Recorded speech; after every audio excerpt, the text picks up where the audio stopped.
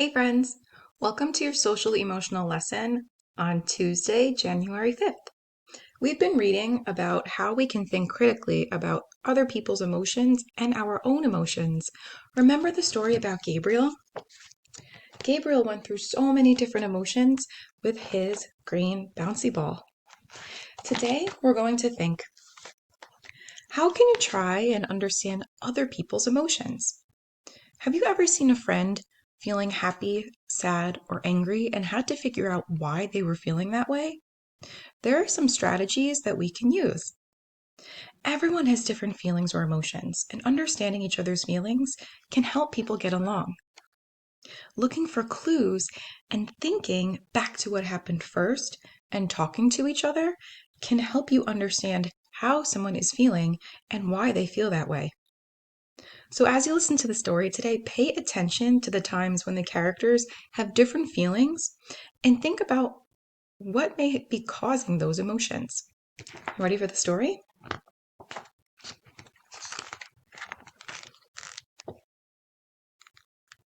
One morning, Kayla stood outside her classroom and wiggled her tooth back and forth with her finger.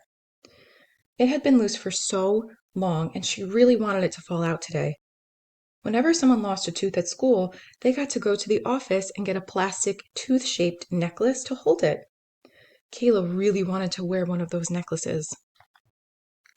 Just then, she spotted her friends Jeremy and Mia. She grinned and eagerly waved them her way. "Hey, Kayla," Jeremy said. "Why are you so excited?" Kayla pointed to her tooth. "I think it's going to come out today." "Oh, cool," said Mia. "Then you'll get a tooth necklace to take home."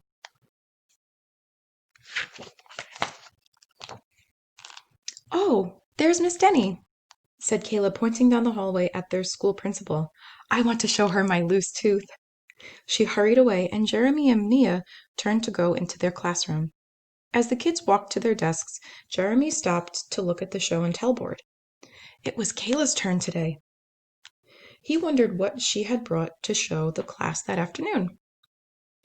A few minutes later, Jeremy noticed Kayla had arrived in the classroom and she was standing in front of the show and tell board. Her mouth and eyes were wide open, and she looked very surprised. Why do you think she looked so surprised?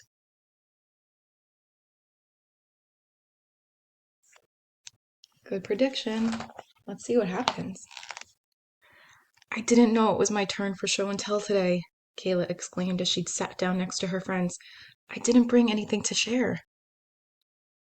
"Well, it's not until this afternoon, so you have plenty of time," Jeremy said encouragingly. "We could all sit together at lunch and help you think of something you can share."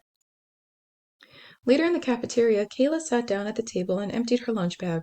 She unwrapped the peanut butter sandwich and took a big bite, wondering what she could do about show and tell. After a few minutes, Jeremy and Mia arrived at her table. "We have an idea to tell you," they said excitedly.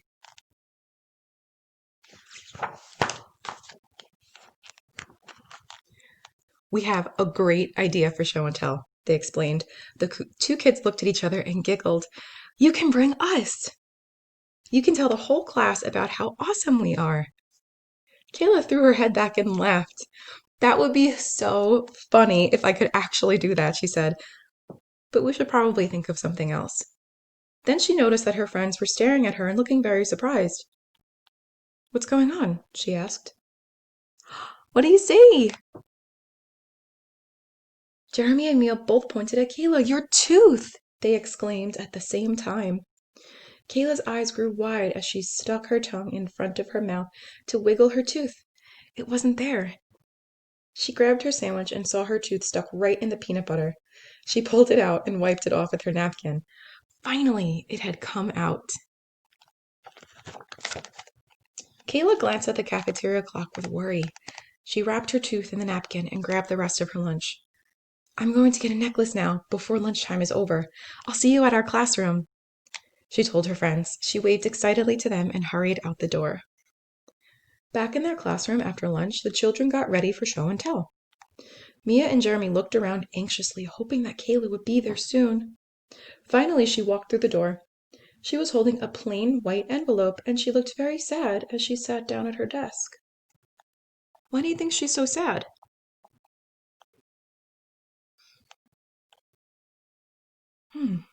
Maybe that's it. Remember, she was really excited about that necklace? I wonder if she was able to get it. They were all out of necklaces, Kayla said with her big sigh. So I just got this envelope for my tooth. She looked around the room as her classmates began gathering in a circle on the carpet. Oh, great, she grumbled. And now it's time for show and tell. That's too bad, said Mia kindly, but I'll bet you're the only kid in our class who has ever lost a tooth in a peanut butter sandwich. Kayla looked at her unfinished sandwich, then at her envelope. A huge smile spread across her face. Come on, she said to her friends. Let's go to the carpet. For show and tell, Kayla showed her classmates her tooth and told them about losing it in her peanut butter sandwich. She talked about being disappointed by not getting a tooth necklace, but happy to have something for show and tell. As Kayla put her tooth in the envelope, her teacher asked if there was anything else she wanted to show or tell the class. Oh yeah, Kayla answered. She pointed toward Jeremy and Mia. My friends helped me a lot with show and tell today, she said, and smiled at both of them. And I think they're both pretty awesome.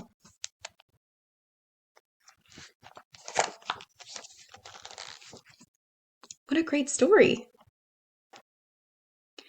Kayla experienced so many different emotions throughout that story. Can you think of any of the emotions she experienced?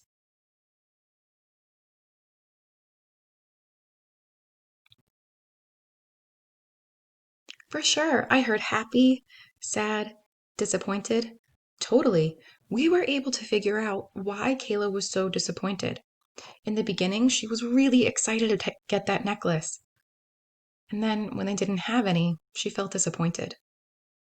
How do you think you can figure out how your friends might be feeling? So, for example, if your friends walked into the classroom or signed on to Zoom and they didn't say anything all day and they had a really grumpy face, what do you think we could do to figure out how they're feeling?